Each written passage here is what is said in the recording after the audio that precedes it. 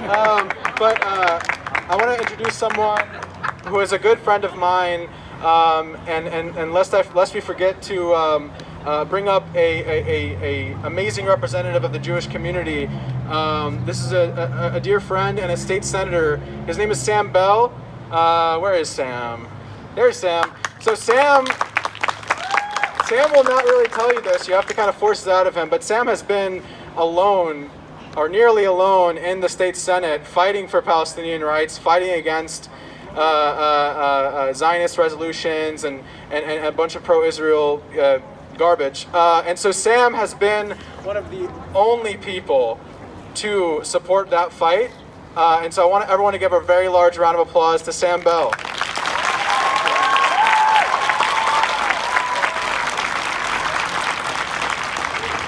Thank you so much.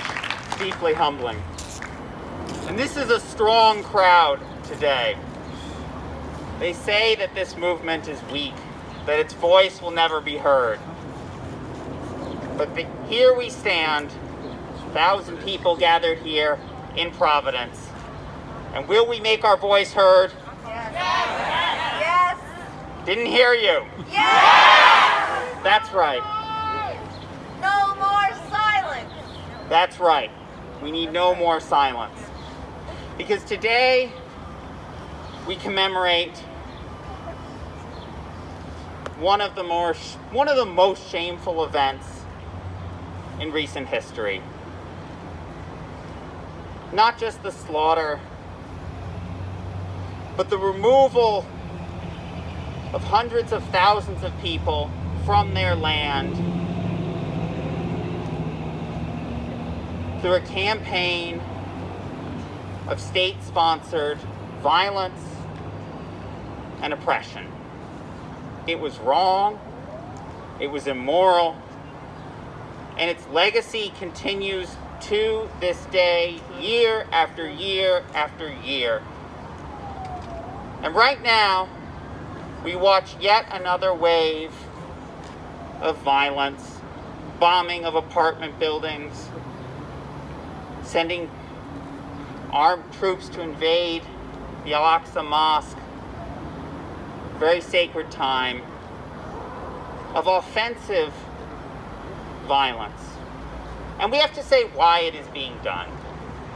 Because it is being done because Bibi Netanyahu's hold on power hangs by a thread, and he believes his path to stay in power rests in violence, in death, in a show of state-sponsored hatred to whip up the nationalistic fervor, the racist anger that his political coalition rests on. And it is a terrible reason to justify slaughter of innocent people, heinous crimes against other human beings. Here in Rhode Island, we have a special role to play because one of our U.S. senators is Jack Reed, and he chairs the Armed Services Committee. As we all know, the violence perpetrated by the Israeli military is partially funded by our country. And as chair of the Armed Services Committee, Jack Reed has a special role to play in determining the military budget, what it goes to, and there are human lives on the end of it. There are human deaths on the end of those decisions. And so we need to tell our senator that he should not be sending American money, American bombs, to support the deaths of Palestinians.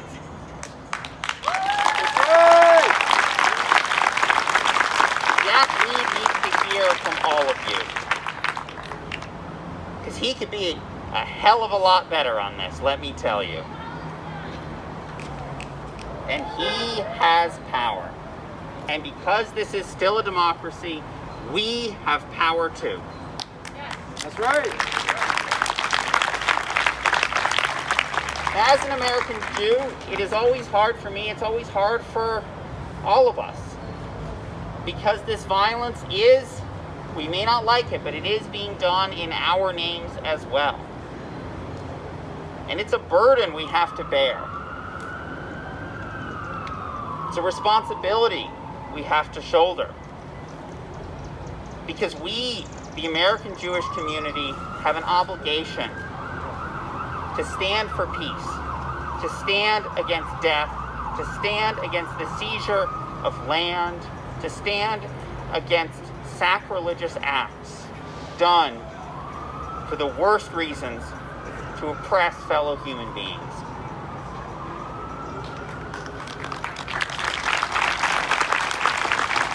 As Jews, we're always taught a history of oppression. And there are two lessons that can be drawn from that.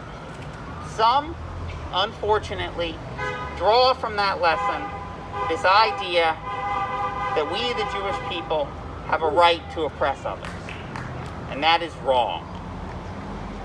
The lesson we must draw from the history of oppression that the Jewish people have faced is that we must stand against oppression wherever we see it. And that very much includes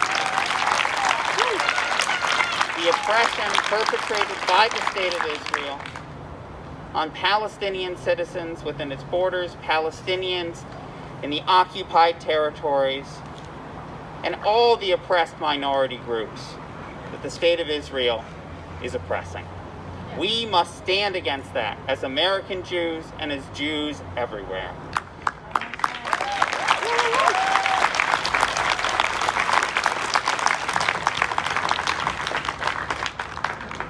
This fight has gone on for a long time. Waves of peace resolutions and yet more violence. It is time that we as a society, we as a human race, put an end to this tragedy. That we move towards compassion and move away from violence. And to do that, we here in America need to take our role in advocating not just for peace, but acknowledging the damage that we have perpetrated with our bombs, with our money, with our international diplomatic might. So often, we, the United States, have not been on the side of justice, and we have to change that. So thank you all so much for coming out here. It's a beautiful crowd. This is a fight we will win. It's going to be difficult, but it's a fight we must win. Thank you so much.